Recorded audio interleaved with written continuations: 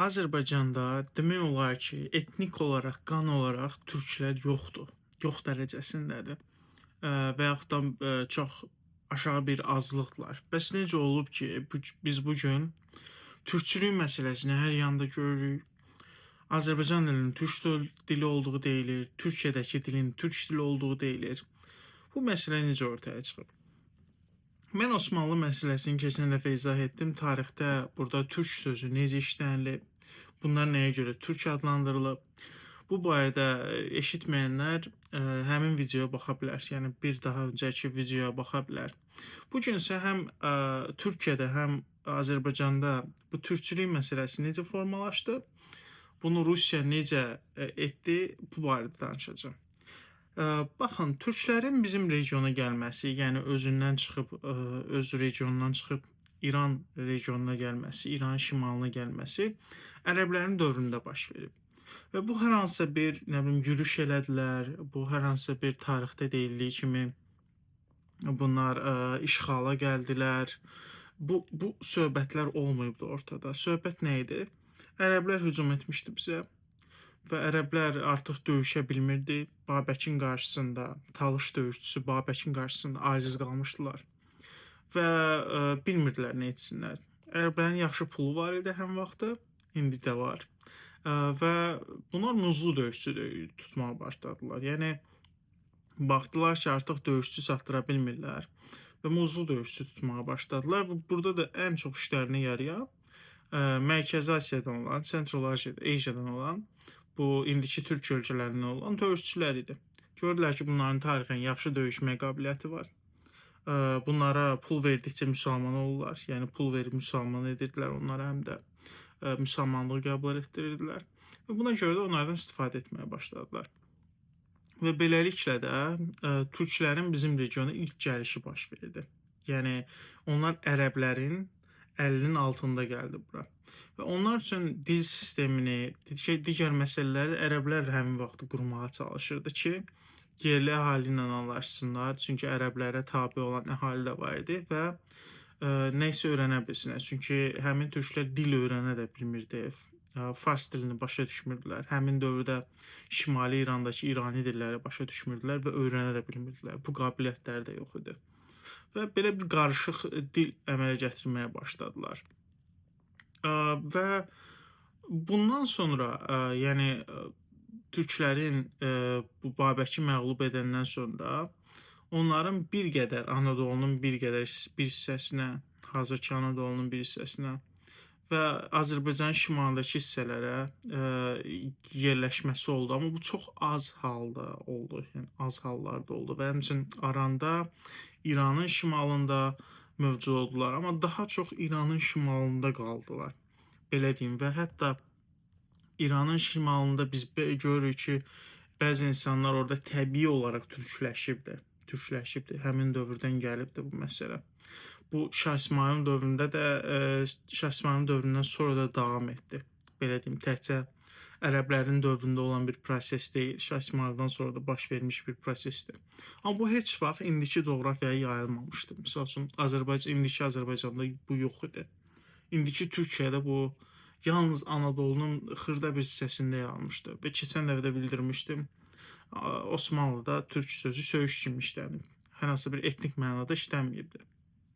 Bunu keçən dəfə də izah etdik. Azərbaycanda və indiki Türkiyədə bunun yayılması sırf Rusiya ilə bağlıdır.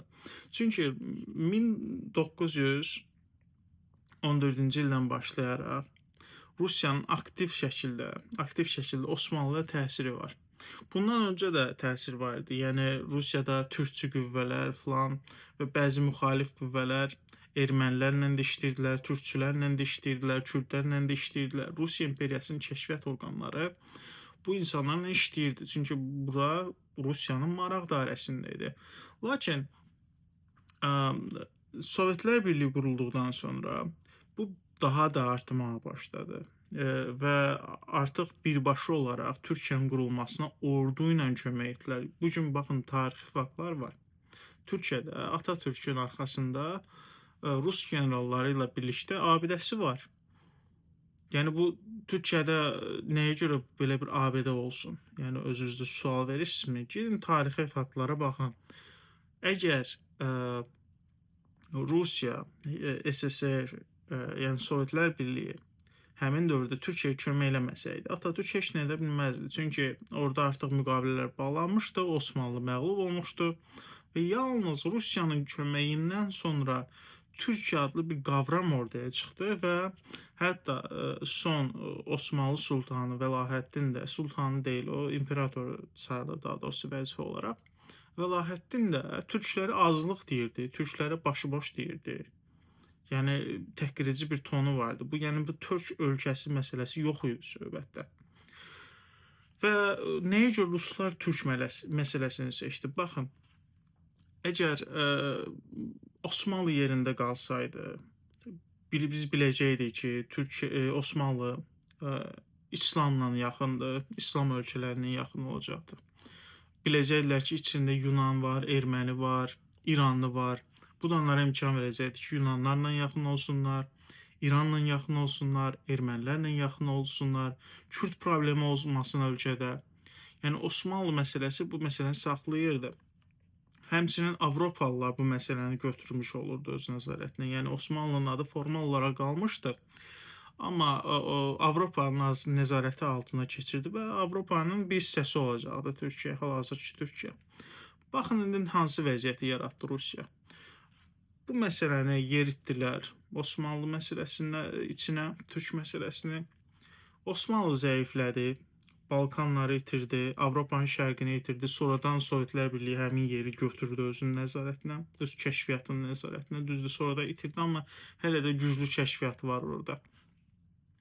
İkinci məsələ. Baxın, özünə türk deyən biri necə bir tipdir? Biz ona baxaq. Yəni qatı türkçü bir necə bir tipdir? İslamı xoşlamır. Tamammı? Özünə Yunanı düşmən bilir, ermənini düşmən bilir, ərəbi düşmən bilir, İranlını düşmən bilir. Avropaya düşmən kimi baxır. Bu tip daha çox kimə yarayır? Gəlin baxaq. Belə bir tipdə bir millət, belə bir tipdə bir çoxluq kimin üçün yarayırdı? Rusiya üçün. Çünki bu Rusiyanın maraqlarına xidmət edir ki, bu tipdə insanlar çox olarsa Türkiyədə, onlar nə İranla yaxınlaşacaq, nə müsəlmanlarla yaxınlaşacaq, nə də ki Avropa ilə yaxınlaşacaq. Həmişə də problem olacaq ya ermənilərlə, ya Avropalılarla, ya da bir başqası ilə. Biz bunu tarix boyu da gördük. Yəni ruslar bununla həmin bölgəyə beyin virusu, türkçülük beyin virusudur. Beyin virusunu ixrac etdilər. Və heç onları kənardan kontrol etməyə də ehtiyac qalmadı. Mən deyəndə ki, bu Türkiyəlilər, türkçülük bu rusların kəşfiyyatının xidmətidir. Mən deyirlər ki, qardaş, mən hardan kəşfiyyata işləyirəm? Mən belə söhbətlərdən danışmıram. Yəni belə bir şey demirəm ki, bütün Türkiyəni hal-hazırda oturub Rusiyanı idarə edirlər. Xeyr, sadəcə hazırki Türkiyənin adından tutmuş hər bir şeyinə qədər elə bir ad veriblər, elə bir insan tipi yaradıblar ki, ora elə bir beyin virusu qoyublar ki, bu avtomatik olaraq Rusiya üçün xidmət edir. Təkcə Rusiya üçünmü? Xeyr, bu həm də İsrailin maraqları üçün xidmət edir. Bir qədər Britaniyanın maraqları üçün xidmət edir və onlar da öz payına yararlanıblar. Müxtəlif dövrlərdə buradan yararlanıblar. Həmçinin baxın, nəyə görə bu qədər içində Kürd olan, içində erməni olan, Yunan olan çox idilər, yəni bunlar az deyildilər. Bir topluma Türkiyə adı verildi. Nəyə görə bu baş verdi? Çünki Rusiya idarə etmək daha asan olacaqdı yenə də. Burada hətta Türkiyənin adının Anadolu olması söhbətləri də olubdu və yaxud da Osmanlı saxlanılması məsələsi də olubdu. Sadəcə Rusiya bunu istəməyib. Atatürkün belə təklifləri olub. Təsəvvür edirsiniz? Rusiya bunu istəməyib. Çünki Türkiyə söhbəti yenə deyirəm, onların bütün agendasına uyğun gəlirdi. Həmçinin sosialist söhbətinə də uyğunlaşırdı. Yəni sosialist xalqların azadlığı məsələsinə də çox uyğun gəlirdi. Bu qədər. Sonra baxın Azərbaycana. Azərbaycanda da proseslər paralel gedir. Baxın 1935-37-ci illəri izləyin tarix hadisələri.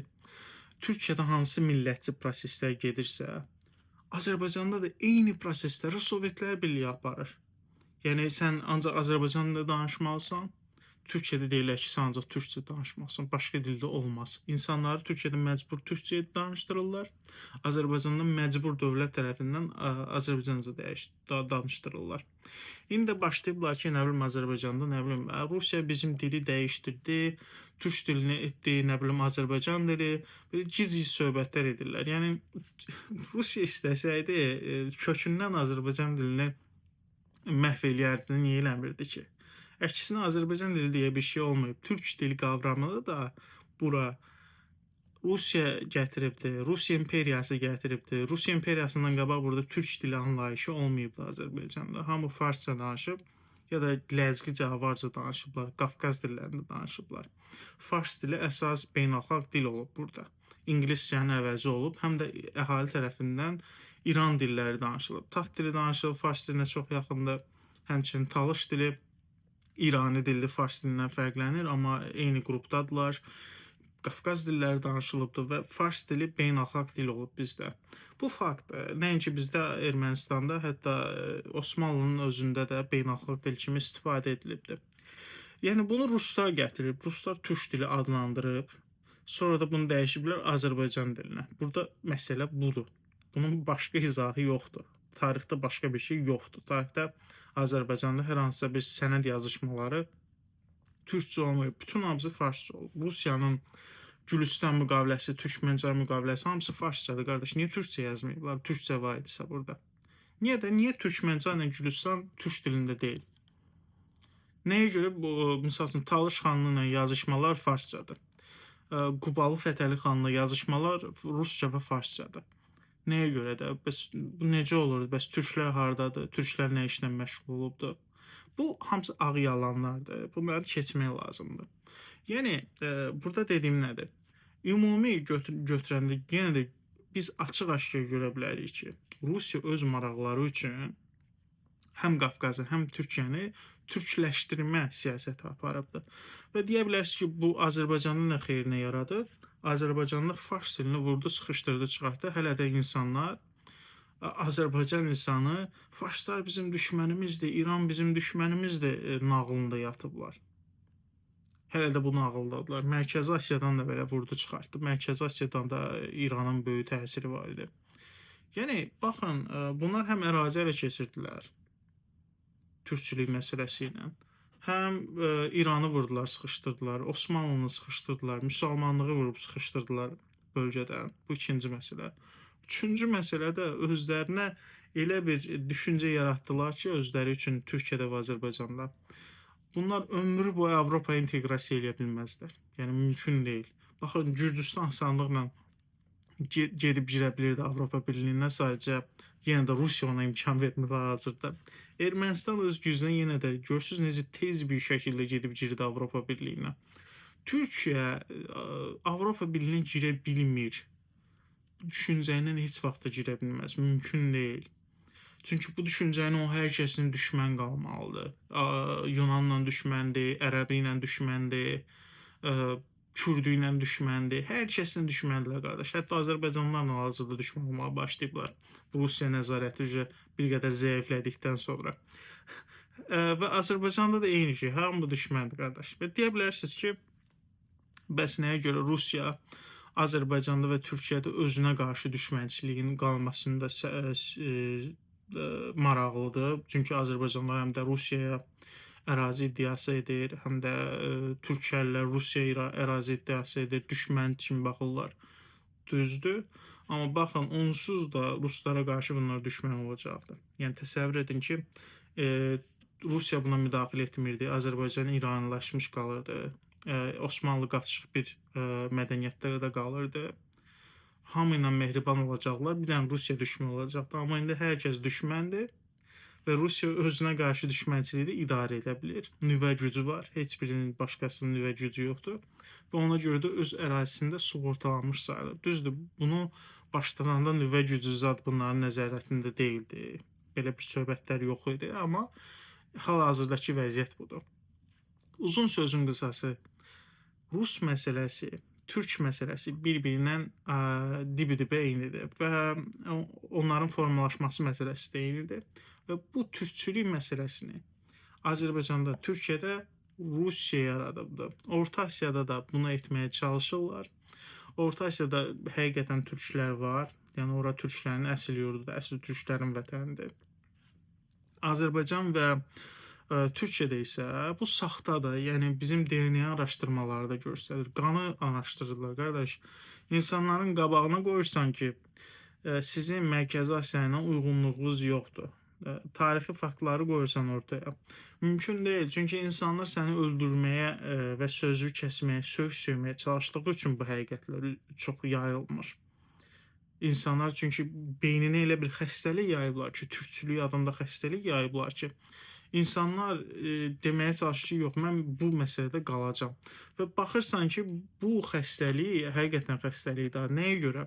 Çünki baxın, Türkiyədəki insanlar özlərinin həqiqətən də kökünü danmasa, Yunanlar, biri Yunanlı, digəri İranlı, digəri erməni olduğunu danmasa, bunların Yunanlarla, ermənilərlə, ərəblərlə, İranlılarla yaxşı bir əlaqəsi olar, Avropa ilə yaxşı əlaqəsi olar, deyəcəklər ki, mən bu mədəniyyətin yəsiyəm, mən buranın tarixi şəxsiyəm, türk deyiləm də.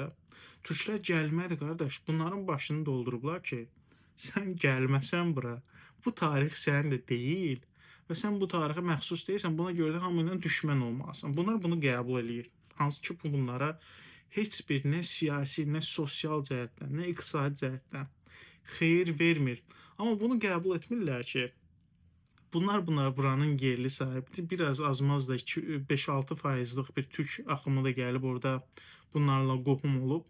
Qarışıb bunların arasında itib. Amma bu mədəniyyət bunlara aiddir. Bunlar heç kimdən düşmən deyil. Bunlar Avropanın bir hissəsidir. Bu bunlara daha çox ekonomik, mədəni, siyasi xeyirlər gətirir. Qəbul etmək istəmirlər. Bax, budur Rus ağlı insanları belə bir xəstəliyə salmaq gücündədir. Ruslar həqiqətən də belə məsələləri yaratmaqda böyük millətdirlər. Mən həmişə bunu deyirəm. Rus məsələsi, Rusların siyasəti bax belədir. İnsanların içinə belə bir xəstəlik salırlar, sonra da özlərini aradan itirirlər. Misal üçün Azərbaycanda deyirlər ki, bunu talışlar ruslara işləyir. Tam əksinədir qardaş, siz ruslara işləyən, siz. Türkiyədə deyirlər ki, nə bilim, bizi Rusiya bir dəfə deyirlər parçalanmaq istəyir, bir dəfə Britaniya deyirlər, bir dəfə nə bilim İsrail deyirlər. Hamısı sizi düzəldibdir. Sizi Rusiya düzəldib, bunlar da istifadə eləyibdir. Bax, siyasət budur. Ona görə də gözünüz açıq olmalıdır hər zaman. Ətrafa yaxşı baxmağı bacarmalısınız.